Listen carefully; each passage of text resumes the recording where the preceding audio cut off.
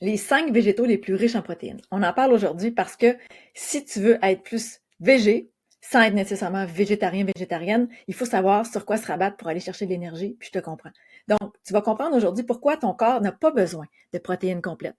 Et ça peut t'étonner parce qu'on peut avoir tout ce qu'il faut sans aller vers la viande, les produits carnés, les œufs, oui. Puis, pourquoi les légumineuses et le soya, sur lesquels tu peux te rabattre présentement si tu as une tendance végétarienne, ne sont pas les meilleurs choix pour ta santé?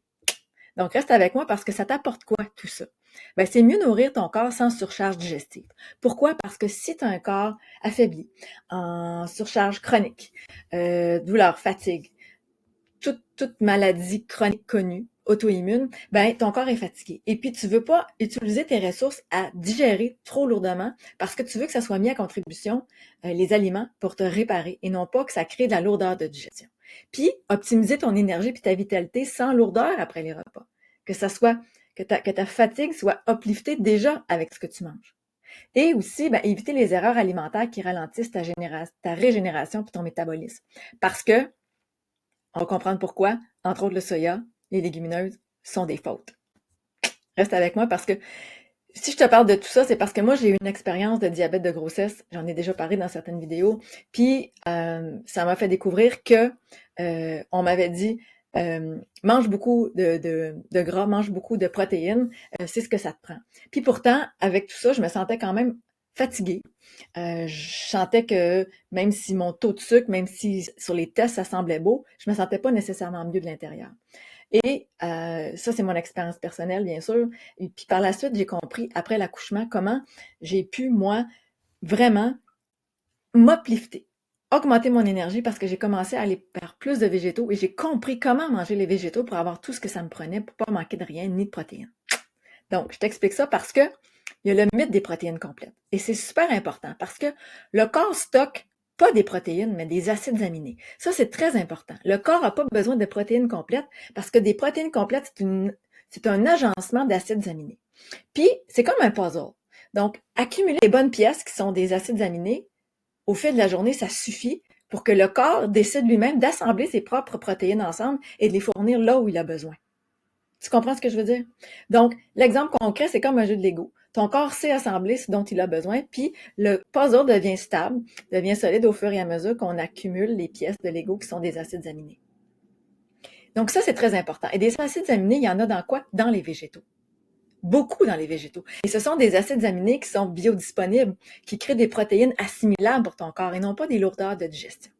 Puis là, je vais te le dire, tu n'as pas besoin de protéines complètes à chaque repas, mais d'aliments riches en acides aminés assimilables.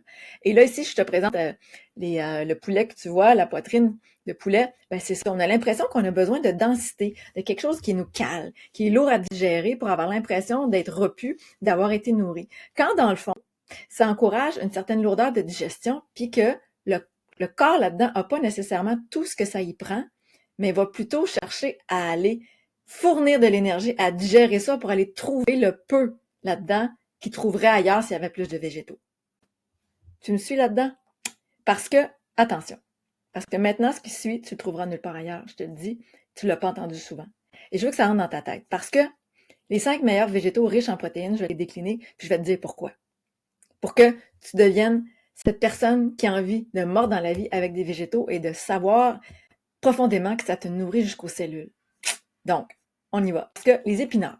Puis là, je te demande de devenir Popeye. Si tu connais Popeye, il se nourrissait d'épinards. Et ça, ça fait longtemps, Popeye. Mais c'est des vieilles vérités qui sont encore là aujourd'hui. Parce que le plus puissant des aliments aujourd'hui pour te fournir tous les acides aminés essentiels et facilement assimilables, c'est dans les épinards. Sans causer de surcharge digestive ni de stress métabolique. Donc, est-ce que tu te sens repu et complètement rempli après avoir pris des épinards? Non. Mais si tu en prends beaucoup, souvent, ta banque va commencer à se remplir, puis là, tu vas commencer à dire « j'ai faim, puis je mange léger ». Et c'est là où j'ai envie que tu commences à expérimenter les choses aujourd'hui. Parce que les épinards en font partie. Est-ce qu'on en mange assez? Probablement pas. Les asperges. La qualité de biodisponibilité des asperges. Plusieurs acides aminés. En plus, les asperges, ben, c'est un aliment extraordinaire pour le foie. Donc, ça a une teneur en protéines, mais c'est aussi pour les chevaux, les cheveux, la peau, les ongles. Donc, hyper important de penser que On veut des aliments qui sont pas juste en acides aminés remplis, mais aussi des aliments qui vont aller faire cette espèce de détox du foie, qui vont assister ta digestion pour que la lourdeur de digestion s'apaise. Donc, les pommes de terre.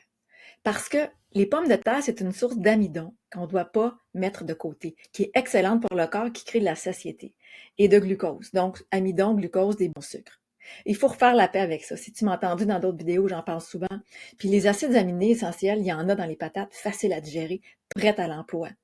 Où c'est pas une lourdeur, puis une déconstruction, puis de façon compliquée pour ton corps d'aller chercher les acides aminés. Elles sont là disponibles. Puis ça fabrique rapidement des bonnes protéines dans ton corps. Les patates, les bananes. Les bananes qui sont un super bon sucre digestif au maximum. Puis ça a des acides aminés essentiels plus une source d'énergie rapide dont il faut pas non plus s'exclure parce que ça aide à la récupération musculaire, j'en parle ici, la régénération nerveuse, le système nerveux, comment tu te sens dans ta tête, aller refaire les connexions nerveuses, puis la stabilisation de l'énergie. Donc, si tu es quelqu'un qui aime les bananes et qui a mis les bananes de côté à cause du sucre, on dit un sucre potentiellement toxique ou trop de sucre, je t'invite à revisiter les bananes parce que ça contient aussi des protéines, des acides aminés.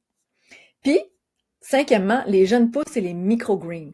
Tout ce qui est les pousses de radis, les pousses de tournesol, les petites pousses qui contiennent la quintessence, qui contiennent en concentré, qui sont plus denses que la feuille et le légume lui-même, des acides aminés. Ça, c'est un précurseur pour t'aider à digérer, pour avoir une digestion vraiment apaisée, prébiotique, probiotique là-dedans, puis une bombe nutritionnelle, une régénération cellulaire du foie, du système immunitaire.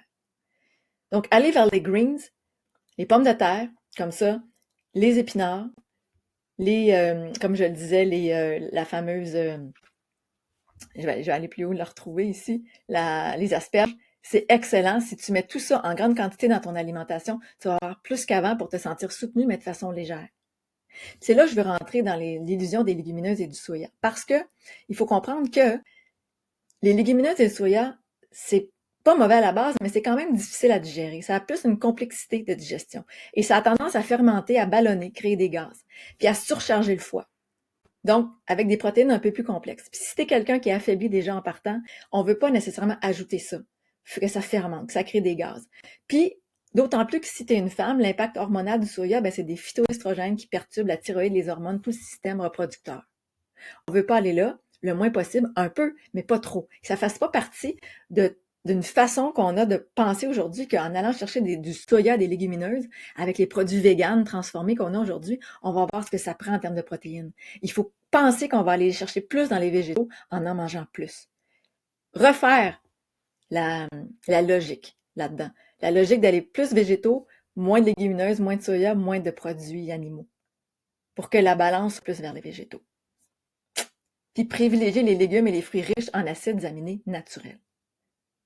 Alors, je te dis, avec ça, tu pars avec une longueur d'avance, puis je te dis, tu peux obtenir la liste des 5 végétaux protéinés pour optimiser ton énergie. Je l'ai mis juste en bas de la vidéo. Ou si tu me vois sur Facebook, écris protéines, et je vais t'envoyer cette liste-là avec plaisir pour que tu puisses continuer d'optimiser dans ton quotidien, dans tes recettes, tous ces outils-là.